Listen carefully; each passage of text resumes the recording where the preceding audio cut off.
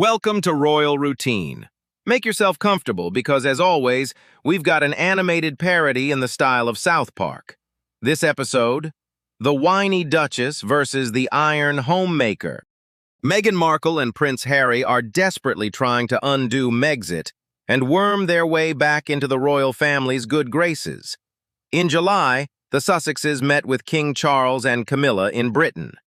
The details of that meeting were supposed to stay secret. And here is what I think. That secret meeting was a test of how well you can keep your mouth shut. In my book, Meghan flunked it spectacularly. In an interview with People magazine, Martha Stewart casually mentioned that she and Meghan had recently been guests at the same dinner party in California. And that's where Martha heard the Duchess openly talking about her recent trip to Highgrove to meet the king. Now look, if Meghan had simply ignored that comment, people would have forgotten all about it by the weekend. Sometimes silence is the strongest answer. But Meghan panicked. Ha! She's the one who blabbed the whole thing. And now she's screaming that she was set up.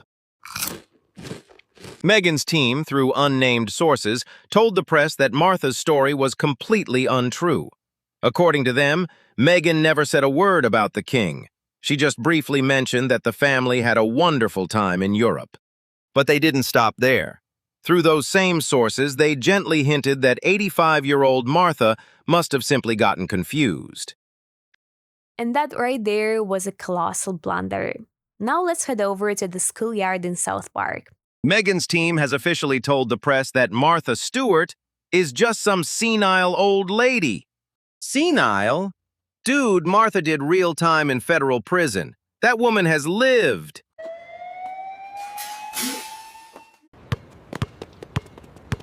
And Meghan cried to the whole world because the palace made her wear beige pantyhose.